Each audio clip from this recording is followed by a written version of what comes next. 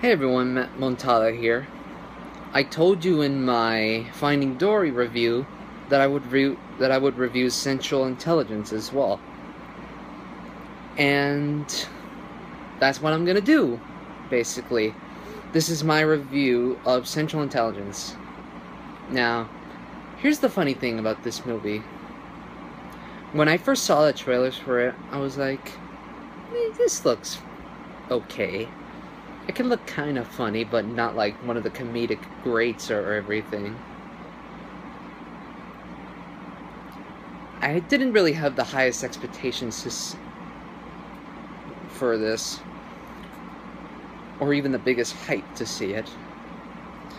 But then my dad called me one day, because it was during the weekend of Father's Day, and he asked me, hey, you want to go watch Central Intelligence with me? And I was like, sure. So, by the way, the theater I went to was a Cinemark. We actually were able to get the theater with the very big screen. If you ever went to a Cinemark, the Cinemark theater, you probably know what I'm talking about.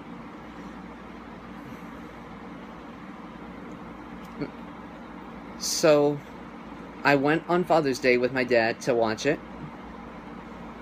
And what did I think of it? It was actually better than I thought. I don't think it's a masterpiece in comedy or anything, but from what I saw, it was actually good. It was actually a good movie. First thing I should talk about, I guess, is the chemistry between Dwayne Johnson and Kevin Hart. These two are actually pretty good together. They actually have very good chemistry together. With a movie like this, though, you expect Dwayne Johnson to be the tough guy and Kevin Hart to be like the annoying, like the comic relief with the very annoying voice. And actually, no, it's actually a little bit different here. It's actually Dwayne Johnson, the one that's very happy. He's like, and very happy-go-lucky, and hey, how you doing, buddy? And stuff like that. And then you have Kevin Hart, who's the very strict, straight man. Especially at the beginning of the movie, which I'm not giving away here, this is in the trailers. Dwayne Johnson is portrayed as sort of like the dweeby, nerdy kid.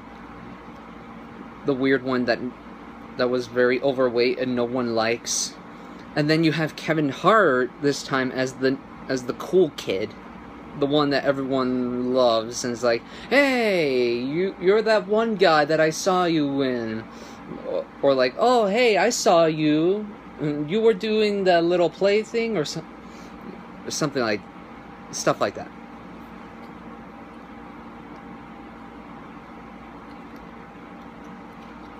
Anyway, and in terms of their acting, they're fine. Kevin Hart can get kind of annoying at times, though. So, and the rest of the cast is good too. Although not really much is given to them, but for what they're given, I thought they were fine. Anyway, how's the comedy hold up? The comedy, I actually did get some big laughs out of it. I don't think it was like laugh out loud or hilarious or anything, but I actually did laugh.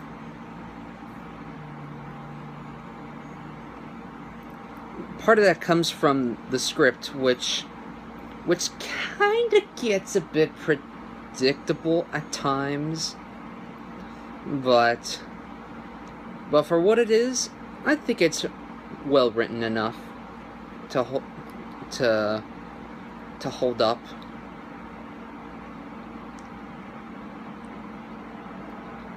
My issues with it, though, is that throughout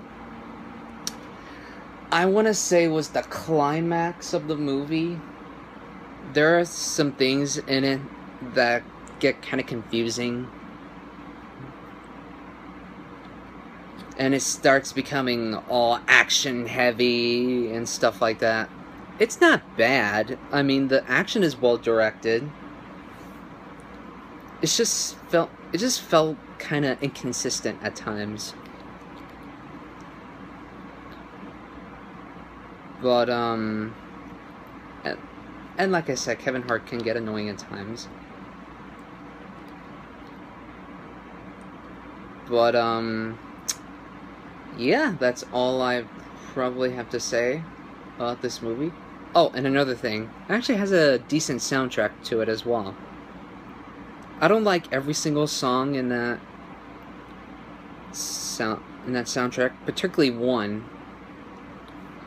But for the most part, it does have an alright soundtrack.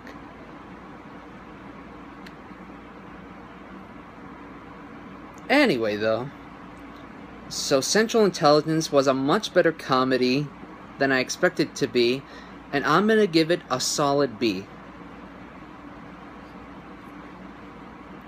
Alright, so that's it for my thoughts on Central Intelligence, and I'll see you guys later.